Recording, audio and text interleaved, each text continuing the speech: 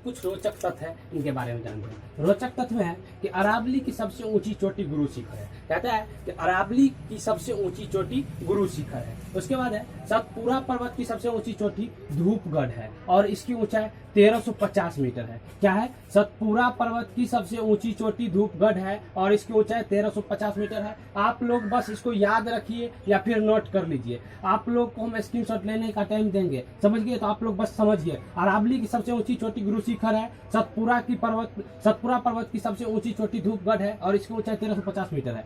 उसके बाद पश्चिम घाट को साहिद्री भी कहते हैं। पश्चिम घाट को साद्री भी कहते हैं और इसकी सबसे ऊंची चोटी महाबलेश्वर या कलसुवे है। पश्चिमी घाट जो है ना, उसको पश्चिमी घाट को सहाद्री भी कहते हैं। सहाद्री, इससे पहले आप लोग सहाद्री महान हिमालय को भी कहते थे, समझ गए? तो पश्चिमी घाट को सहाद्री भी कहते हैं। इसकी सबसे ऊंची चोटी महाबलेश्वर या कलसुवे है, समझ गए? चलिए, इसके बाद है पूर्वी घाट का सबसे ऊंची चोटी महेंद्रगिरी है। पश्चिमी घाट को सहाद्री कहते हैं और उसकी सबसे ऊंची चोटी कलसुवे है।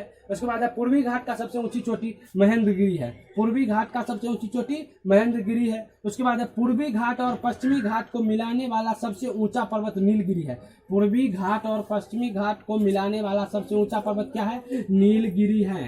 पूर्वी घाट और पश्चिमी घाट को मिलाने वाला सबसे ऊंचा पर्वत, पूर्वी घाट और पश्चिमी घाट को जो मिलाता है वो सबसे ऊंचा पर्वत है नीलगिरी। समझ गए इन बातों को? उसके बाद है नीलगिरी का सबसे ऊंची चोटी। नीलगिरी का सबसे ऊंची चोटी डोडो बेटा पर्वत है।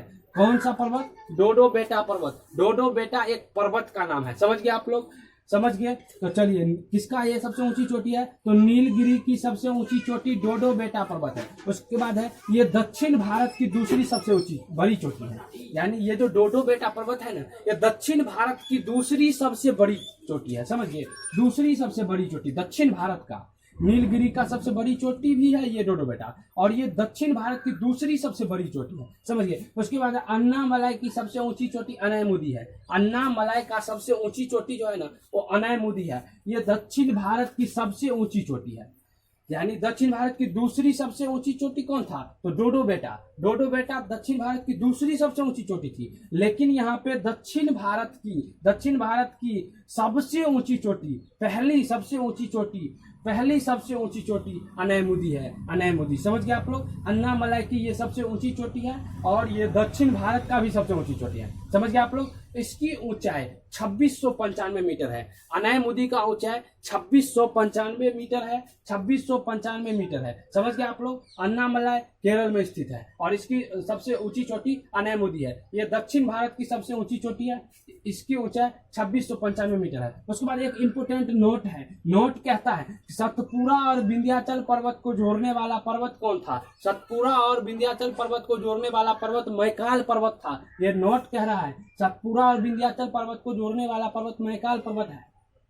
मैकाल पर्वत है और मैकाल पर्वत की सबसे ऊंची चोटी अमरकंटक है। कौन है सबसे ऊंची चोटी? अमरकंटक। किसका? तो मैकाल पर्वत का। और सतपुरा पर्वत विंध्याचल पर्वत को जोड़ने वाला पर्वत मैकाल पर्वत है और मैकाल पर्वत की सबसे ऊंची चोटी अमरकंटक है। चलिए, इतना आप लोग समझिए। इसके बाद है भारत और म्यांमार के बीच में सीमा निर्धारण का काम अराकान योमा पर्वत करता है।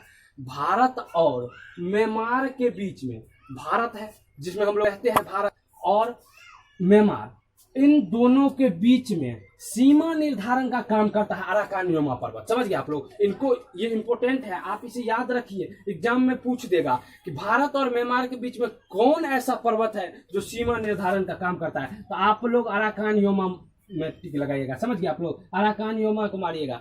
उसके बाद क्वेश्चन इससे ये भी बनेगा कि कौन ऐसा पर्वत है जो दो देशों के बीच में सीमा निर्धारण का काम करता है। जीके जीएस का इंपोर्टेंट क्वेश्चन है, जीएस का, समझ गए आप लोग? तो ये अराकान योमा होगा। अराकान योमा पर्वत श्रृंखला जो भारत और म्यांमार के बीच में सीमा निर्धारण काम करता है, समझ गए आप लोग? इसके बाद है अंडमान निकोबार की सबसे ऊंची चोटी सैंडल पीक है। अंडमान निकोबार जो है ना, अंडमान निकोबार का के बारे में आप लोग नाम सुने होंगे, अंडमान निकोबार का, तो इसकी ऊंची चोटी सैंडल पीक है। इसके बाद हम लोग आपको अंडमान निकोबार के बारे में भी बताएंगे, हर एक देश के बारे में बताएंगे, सबसे संबंधित हम ज्योग्राफी का क्लास में आपको बताएंगे।